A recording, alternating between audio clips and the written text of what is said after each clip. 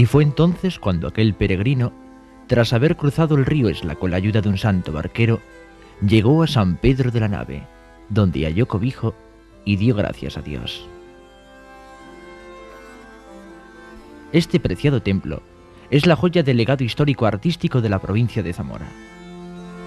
La iglesia visigoda de San Pedro de la Nave, de origen legendario, altiva y con 1300 años de historia, continúa cautivando y sorprendiendo a todos aquellos viajeros que se acercan para contemplarla y admirarla, pues no en vano alberga el relato de toda una existencia, cuando el hombre buscaba refugio en Dios y salmodiando elevaba su espíritu.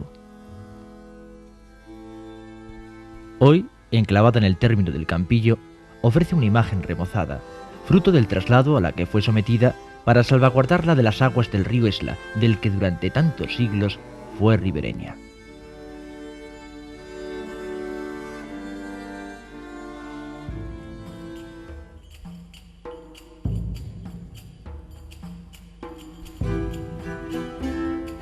Si su arte e historia ciertamente encuentran poco parangón en el territorio nacional, su valor arqueológico tampoco le desmerece.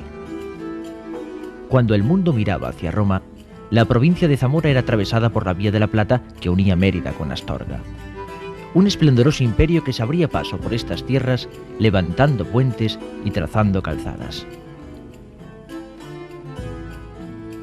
En el siglo V, ocaso de Roma, el pueblo visigodo penetra en la península ibérica, asentándose de manera especial en Tierra de Campos, donde hoy se alzan palomares y se respira un cierto lamento nostálgico en el paisaje, quizá en recuerdo de aquellos hombres que guerreaban, cultivaban sus campos y más tarde, con la conversión de su rey Recaredo, también alzaban la cruz católica. De esta época, los escasos restos materiales conservados están depositados y expuestos en el Palacio del Cordón de la capital zamorana, habilitado para albergar el Museo Provincial. Aquí, de entre estos fondos, el visitante puede contemplar el llamado Tesoro de Villafáfila. Las placas ricamente ornamentadas procedentes de Pozo Antiguo. Una patena litúrgica, prueba del culto religioso, hallada en Tierra de Toro. Y los restos de cinturón aparecidos en la localidad de Bamba, que ha conservado hasta nuestros días el nombre del famoso rey godo.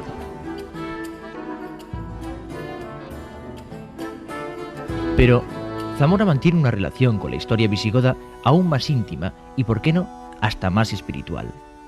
San Isidoro de Sevilla, uno de los padres de la cultura hispana, y su discípulo San Ildefonso de Toledo, ambos hombres destacadísimos del siglo VII, tienen en la ciudad consagrado un templo cada uno.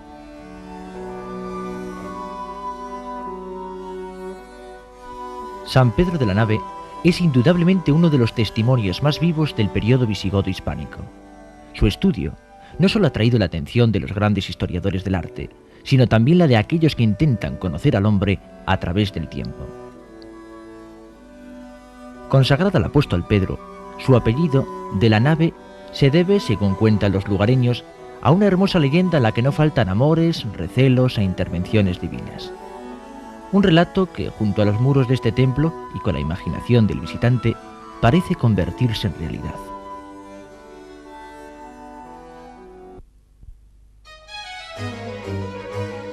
Era don Julián un caballero de linaje, de grandes valores y costumbres. Como hombre diestro en armas y haciendo gala de su condición, una mañana salió al monte en busca de caza. Fue entonces cuando por aquellos campos vio a una bella cierva a la que impetuosamente comenzó a perseguir con el fin de darle muerte. El animal, cansado de huir, volvió su rostro y dirigiéndose al caballero le dijo: «No es de extrañar que hoy quieras matarme, pues algún día matarás a tus padres». Julián, sobrecogido por la tremenda revelación, huyó del lugar, decidiendo marcharse para siempre, evitando así el anunciado parricidio. Dejando atrás su hogar y a sus padres, llegó a tierras de Portugal, donde sirvió a un gran príncipe, guerreando incluso a su lado. El príncipe agradecido le concedió un palacio y le entregó tierras, y allí Julián tomó como esposa a una mujer llamada Basilisa, de la que ya nunca se separaría. Pero Sus padres, no habiendo entendido nunca la inexplicable desaparición de su hijo, marcharon en su busca, atravesando valles y recorriendo múltiples caminos.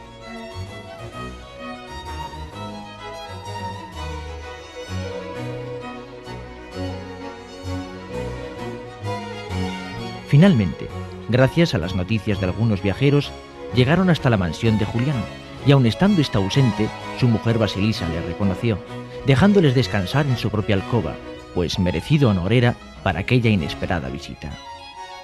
Mientras, ella salió al encuentro de su esposo para comunicarle cuanto antes la buena noticia. Sin embargo, Julián inesperadamente se presentó en su palacio. Extrañado al no verle recibido su esposa como tenía por costumbre, subió a la habitación. Al encontrar los dos cuerpos que yacían en su lecho y enloquecido por un aparente engaño, los atravesó con un venablo, dándoles muerte. Furioso, huyendo del lugar, tropezó con Basilisa que regresaba a palacio. Explicado todo lo sucedido, Julián se dio cuenta del crimen que había cometido, acordándose de la revelación que años atrás le había hecho aquella cierva. Confundido y mirando sus manos ensangrentadas, lloró amargamente. Decidió entonces abandonar su lujosa vida y, acompañado de su esposa, emprendió viaje en busca de su penitencia. Vagando, llegó a orillas del río Esla, donde levantó un hospital de peregrinos. Y él mismo, como perdón a Dios, trabajó como barquero, ayudando a cruzar las aguas a los devotos viajeros que se dirigían hasta Santiago. Una tarde, como tantos otros, un peregrino pidió a Julián que con su barca le llevara hasta la otra orilla. Al estar cayendo la tarde, aquel hombre le preguntó dónde podría cobijarse para pasar la noche. Julián, piadosamente, le ofreció su albergue. Tras descansar y dar gracias, el peregrino se convirtió en un ángel, quien les anunció que Dios le había perdonado y que muy pronto él y su esposa entrarían en el paraíso. Poco tiempo después, Julián y Basilisa, como en un hermoso sueño, se quedaron dormidos para siempre. El hospital, fundado por ellos, se llamó de San Pedro, y la barca, amarrada eternamente a la orilla, fue desde entonces su nave.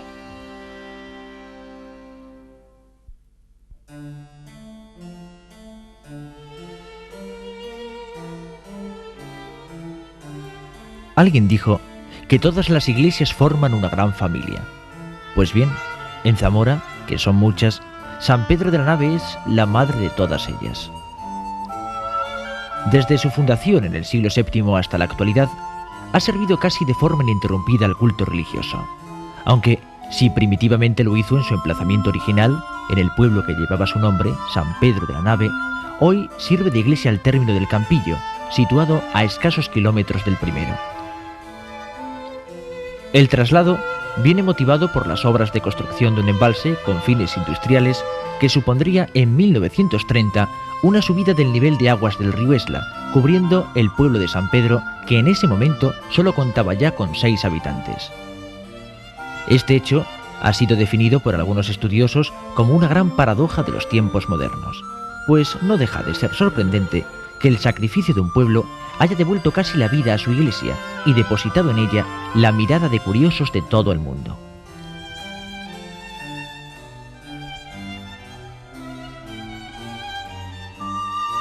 La polémica surge al decidir cuál debía ser el nuevo enclave del templo.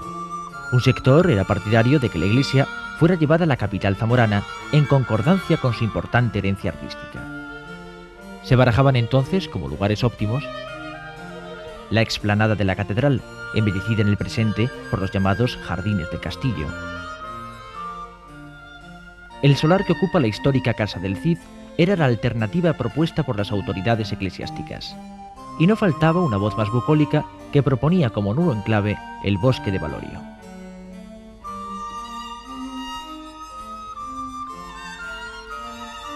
Sin embargo, en respeto a la armonía del primitivo lugar y como consecuencia de la orden procedente del obispado que sentenciaba este debate, se elige el pueblo del Campillo.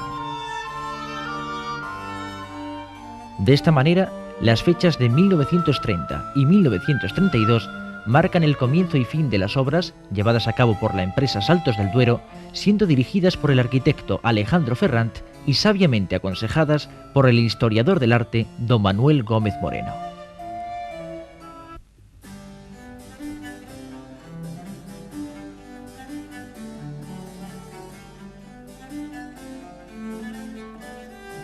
Esta restauración permitió descubrir nuevos secretos del templo. Los sillares de sus muros están exentos de cualquier tipo de argamasa. La unión de unos con otros se debe al empleo de grapas de madera, algunas de las cuales se pueden contemplar en el Museo de Zamora.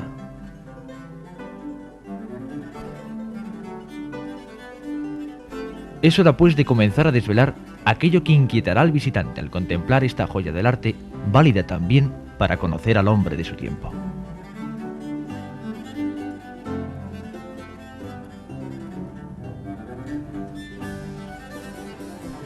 Lo primero que llama poderosamente la atención es la espadaña que sirve de entrada al recinto, obra de una restauración medieval que sufre el templo y hoy separada de su fábrica.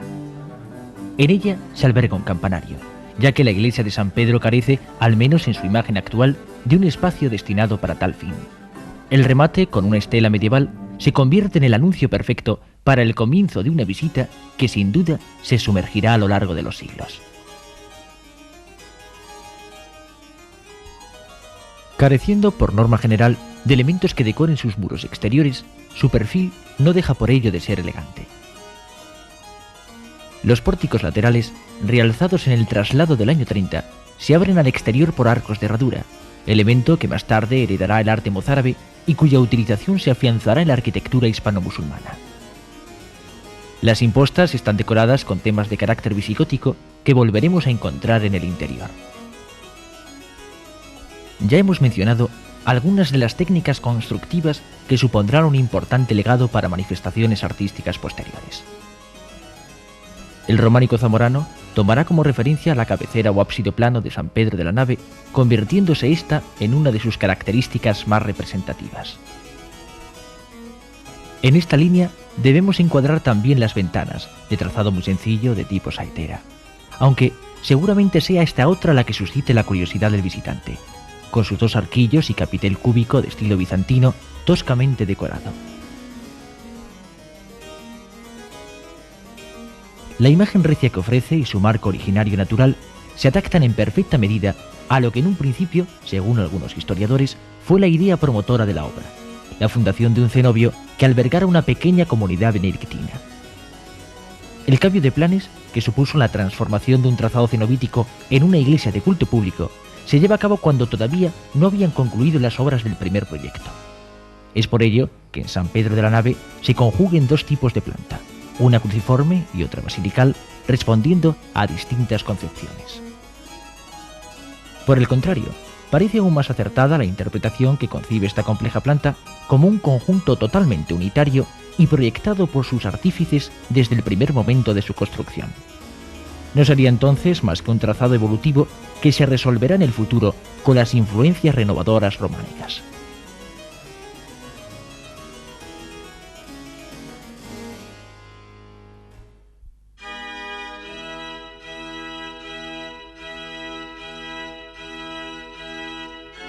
Una vez en el interior del templo, la sensación es realmente sobrecogedora. Aquí se comprenden los valores de la meditación y parecen escucharse con más fuerza los mensajes divinos dictados al hombre en una época ya pasada y que aún así siempre es presente.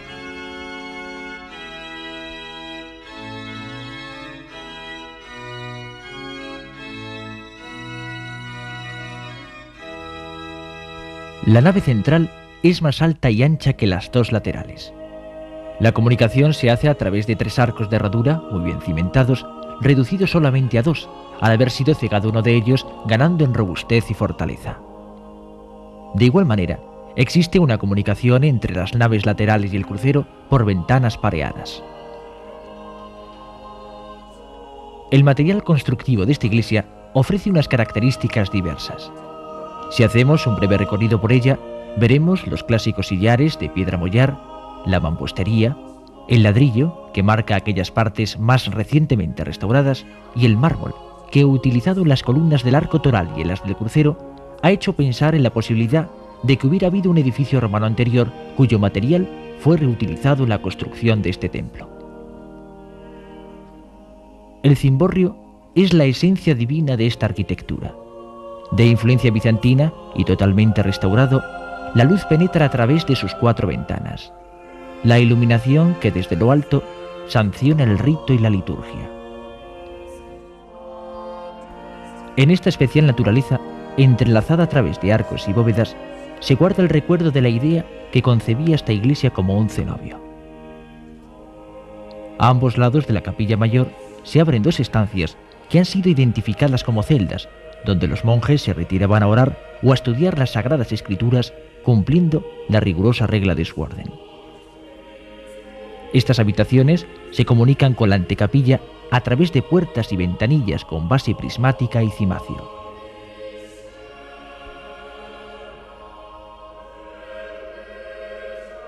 En la época visigoda, por fortuna para algunos y desgracia para otros, los asaltos y saqueos en busca de botín eran algo cotidiano. Los monjes, ante esta problemática situación, idearon sus propias defensas. En la parte superior de los pórticos se puede aún apreciar los soportes de piedra que sirvieron de apoyo a un entablado, simulando un falso techo. Un fabuloso escondite. De igual manera, encima del arco triunfal hay una pequeña estancia, utilizada bien como habitáculo o bien como cámara del tesoro, válida para poner a salvo los objetos valiosos de la comunidad.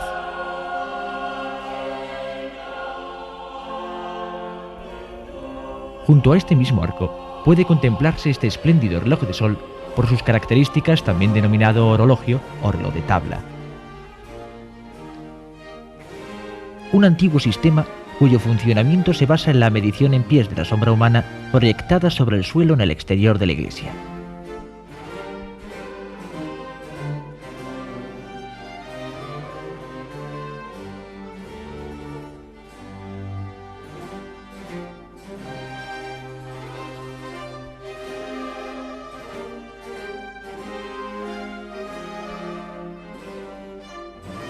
Hecha esta operación, solo queda recurrir a la tabla y buscar su equivalencia en horas y minutos, ya reflejados en ella tras un complejo cálculo matemático. Los monjes se servían de este curioso reloj para poder saber las horas exactas y de esta manera entonar los cantos y rizos correspondientes a cada una de ellas. A esta cultura y sabiduría milenaria presentes en San Pedro de la Nave, hay que sumar otras creencias de rango popular, no por ello de menor antigüedad y valía. Según cuenta la tradición, en un sarcófago situado a los pies de la iglesia estuvieron los restos de San Julián y Santa Basilisa, hasta que en el siglo XVII un benedictino ordenó su traslado al altar mayor. Tal vez atormentado por la creencia de que todo aquel que se enterrase en este templo, al día siguiente su sepultura parecía abierta y removida, hecho que se atribuía a la intervención divina, dando a entender la providencia que San Pedro de la Nave estaba solamente reservada para los santos barqueros. La decoración del interior de este templo es obra de dos maestros diferentes, distantes el uno del otro por muy breve espacio de tiempo. La técnica utilizada es la talla bisel, consistente en el vaciado a través de planos inclinados buscando las aristas vivas. El primero, que trabaja en la capilla mayor y en el arco triunfal que la antecede, vincula sus temas al arte clásico visigótico, las rosetas, los roleos y otros elementos abstractos. La representación de este jinete, muy esquematizado y con raíces celtas, que simboliza la lucha entre el bien y el mal, parece romper con esa aparente abstracción con la que se define a este arte. Idea que se desvanece la interpretación del tema que aparece en la parte central de la capilla. Tallado en un mismo bloque, en la parte superior y central, la venera o concha. A la derecha, la cruz y el cordero místico representando al Hijo. Y a la izquierda, la esvástica o rueda solar que simboliza el Espíritu Santo.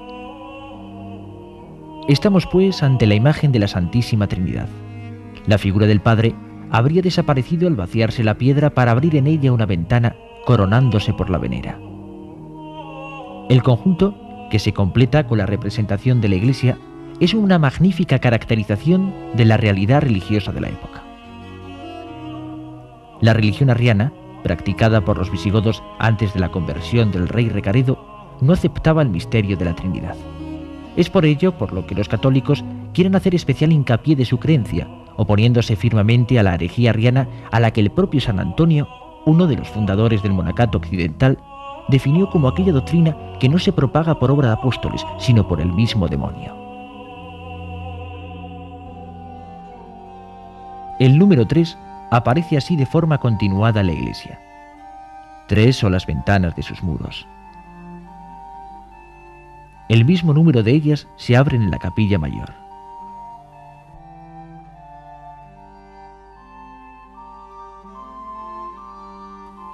Los vanos de la antecapilla o los arcos de acceso a las naves laterales.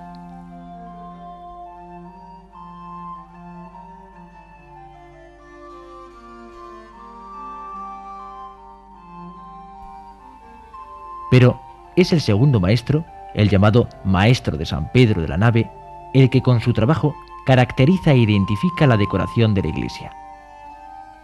Es una decoración figurada y por ello de mejor interpretación. Ahora, en el crucero, el protagonista es el hombre y su relación con Dios. En un largo friso que recorre las paredes enlazando con los capiteles, se representa el paraíso y el jardín del Edén, entregado para su libertad total y a la vez escenario de la condenación humana. Hojas de parra, flores de lis y tallos entrelazados acogen a numerosas aves que simbolizan las almas de los justos.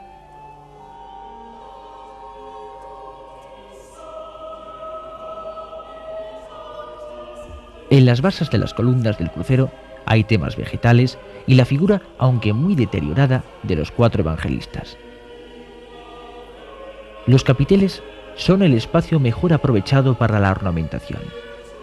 Los 2 más cercanos a la capilla mayor muestran en sus laterales a santos y mártires, y en los frentes la imagen, tan repetida más tarde en la iconografía románica, de aves picoteando racimos y piñas, un tema fundamentalmente eucarístico.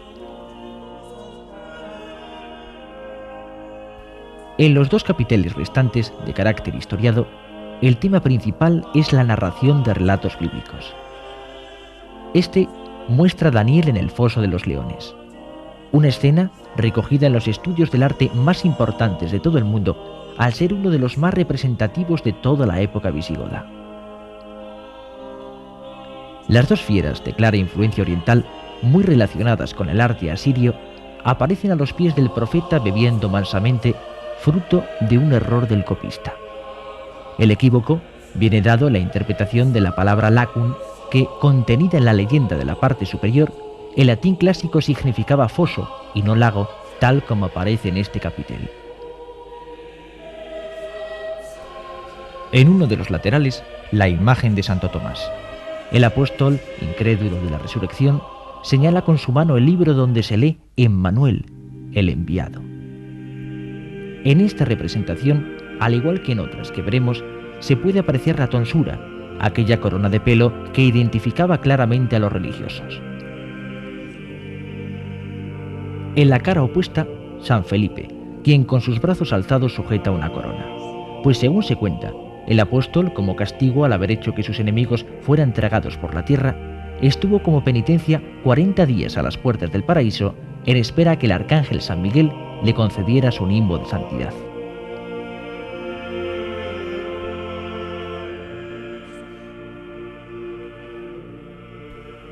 Frente a Daniel en el foso de los leones, el sacrificio de Isaac. Una compleja composición en la que el patriarca Abraham está a punto de inmolar a su hijo a Dios.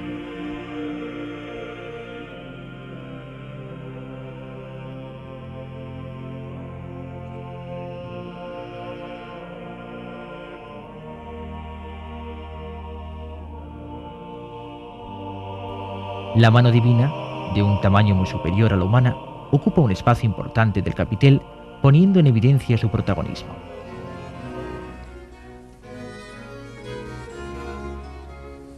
La celebración tiene lugar no en el ara, como era acostumbrado, sino como marca la inscripción, en el altar, simbolizando a la vez el sacrificio de la misa. Entre unos matorrales, milagrosamente aparece el carnero que ocupará el lugar de Isaac en el sacrificio. En los laterales, la imagen de San Pedro y San Pablo representando la ortodoxia eclesiástica. El primero, titular de la iglesia, enseña un libro sagrado y lleva una cruz con astil.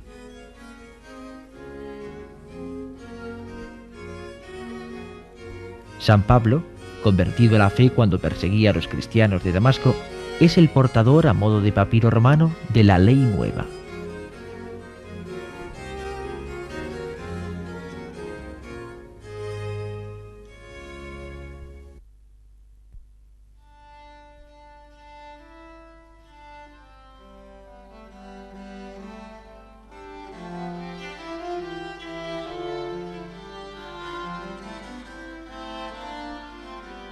Y aquel peregrino que buscó cobijo en San Pedro de la Nave vuelve al camino.